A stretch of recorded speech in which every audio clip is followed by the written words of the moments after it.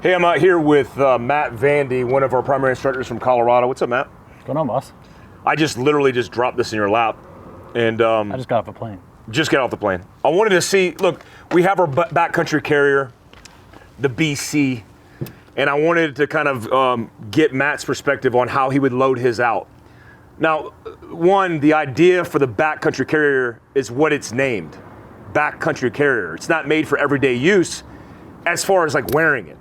So one consideration that I talked about on Mike Glover Actual is when you would use it.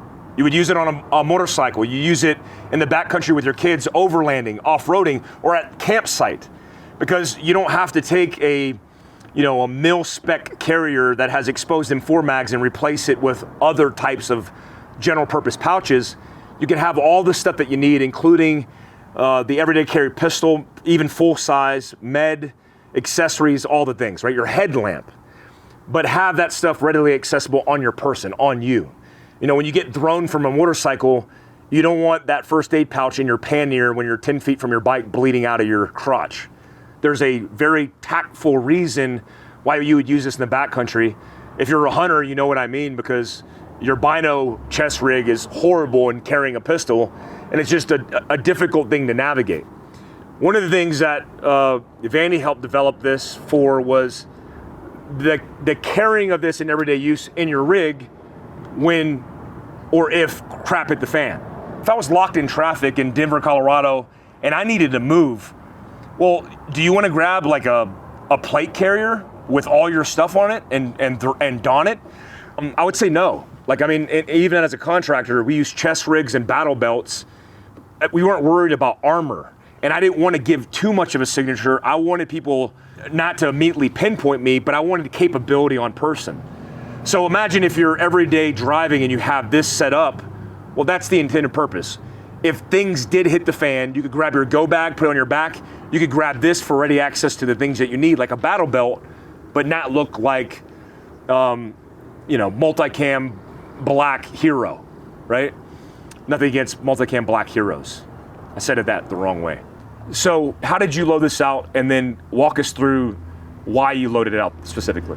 Yeah, so like Mike said, from my reality for using this, and when I saw the rig, we're developing the rig and talking about how we would use it. Obviously, the overland capacity is something you can use it for, but again, for me, it's part of my tiered system. My everyday carry on my body is a Glock 48, just the magazine that's in that gun, a small Surefire light, stuff like that. So I'm looking at this as what can be underneath the seat of my vehicle that I can have within arm's reach to access it, is like my level 2 or my tier 2 system for if I need to exit my vehicle for some reason.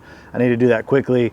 Like Mike prefaced, I can't get to the back of my car to get my backpack, which would have carbine, other essentials like that. Is what could I grab and go, and how could I use this to add a more robust system to just what is on my person, right? So what is on my person is what I feel comfortable, just everyday rule of law in the United States, in Denver where I live and work, versus something more serious has occurred and I need to have some other tools. So like I said, just got off an airplane, I just got my rig.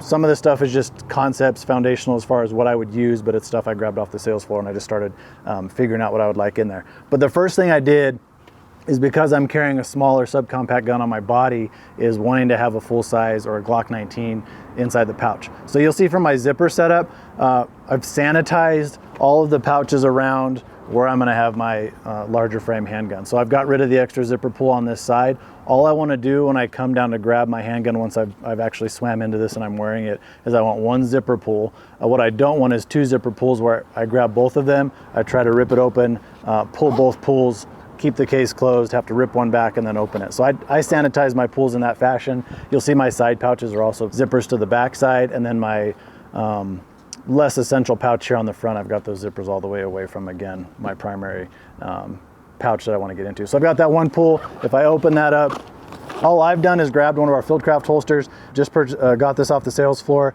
I threw it into the nylon sleeve that comes with the pouch already, and then I can just either take this off, put it in my waistband, or it can ride in the pouch, or I can just rip that out if I need to for whatever reason, lose that sleeve, and then I'm running the gun. So again, that gives me the option, full-size handgun, a lot more ammo capacity, a bigger gun, easier to shoot than the gun I'm normally carrying on my body every day.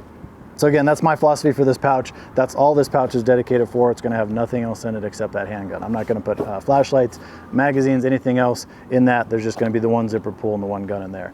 If I need any additional accessories as far as using that handgun, since it's set up without a weapon light, daily carrying a Surefire Stiletto Pro, but if I want more lumens, I have the Cloud Defensive, I think MCH 2.0, that's in there on my left side, so I can access that if the handgun's on my right. I can open that left zipper pull and have that Cloud Defensive light with a lot more lumens, a lot more throw.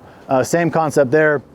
I've got my additional magazine for that Glock 19, but it's a full-size Glock 17 magazine with a +5 Arredondo base plate. So if I do need to reload from just the normal capacity that's in a Glock 19, and now I'm running that what would be in like a Glock 17 or a Glock 34, I've got that. I think this is a 21+1 capacity. So those again are the most important things that I'm worrying about accessing if I grab this rig. So those are all placed and prioritized in places where I can get those. Also in this pouch, just for the sake of the size of it and the storage capacity, I have a bivy sack. Again, if I have to exit from my vehicle and go somewhere for, this would maybe be like a 24-hour rig, needed some way to retain body heat or stay overnight, then I've got that bivy sack. Or we'll talk about med here in a second, but I've got that if I need to prevent shock or treat a casualty for that. So again, that's all that's riding in this pouch, prioritizing, this would be most important pouch, and then going to the second from there. First aid. So one thing I like to remind students when they come to class, you'll see, what I like about this is I always carry, whether it's like a fanny pack or some kind of pouch that's gonna have a tourniquet. I like a dedicated pouch. I don't like my tourniquet in with all the rest of my first aid stuff. So with this pouch on the bottom, I've got my soft T tourniquet. I know when I go to this pouch and access that, all I'm getting out of this pouch and all that's in there again is my tourniquet, which you can see is kind of the same concept as I'm running for my handgun. So that's in its dedicated pouch, and then I can come over here, use the trauma kit that again we sell in the retail space here.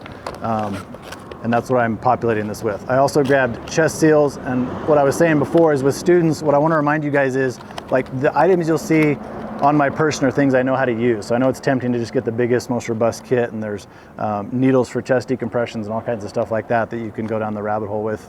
But everything I am carrying is stuff that I know how to use and I've been trained to do as a law enforcement officer. So I have like airway options, the chest seals, the bleeding kit, and then the tourniquet. So I'm carrying things on my person that I know how to use versus just grabbing the whole kit just because it looks cool. So that's what I'm doing for first aid. This is all obviously prepackaged for traumatic bleeding. Then I have the chest seals for chest wounds, and then the tourniquet from there.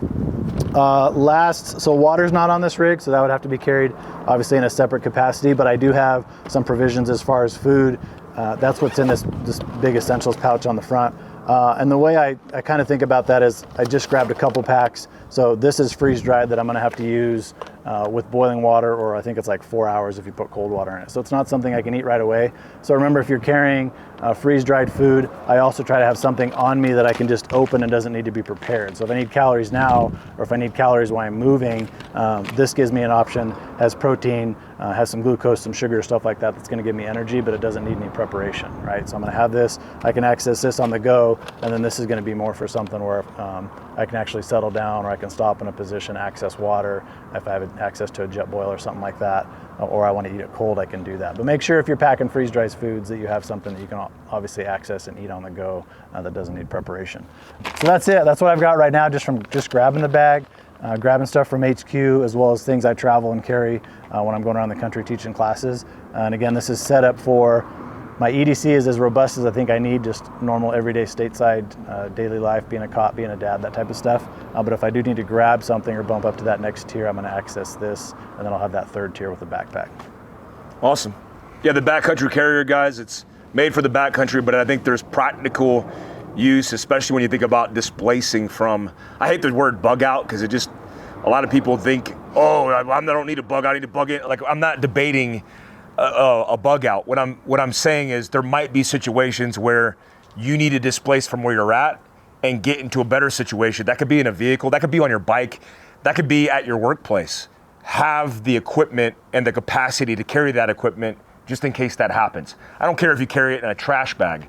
I'm just educating you on the value of carrying it partitioned, understanding where things are, and it doesn't look like a military situation. Right, a chest rig immediately, I think, military situation, but this, with all the things concealed to protect it, mainly is the purpose, but also to conceal it, You see a guy running around with one of these, it's very different than a guy running around with a chest rig wrapped in black multicam with exposed AR magazines, right? And the default for a lot of this is to take military equipment and just make it civilian equipment. I think that's the wrong protocol. I think civilian is civilian, and it's very different for a specific reason.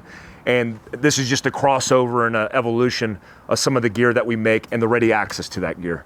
I appreciate you. Thanks, Vandy, for doing this. Where can guys find you at? So I'm in Denver. All the classes we teach. No, like your address to your house. Oh, just kidding. I'm moving, so I'll give you know. Yeah. No, matt.m.vandy on Instagram, so MATT.M.VANDY. And then I'm the primary instructor, fly around the country, but we're based in Denver. We're going to have our full suite of classes in Denver coming in 2024. So Prepared Citizen, Friday Afternoon Club, all our firearms classes that we already teach out there. So any of that stuff in Denver, you're going to see myself and one of our other instructors, Matt Shea.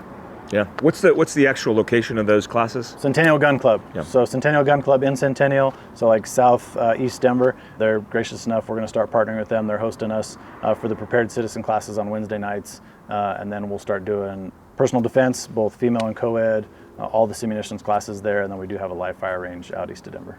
Cool. I appreciate you guys. Thanks.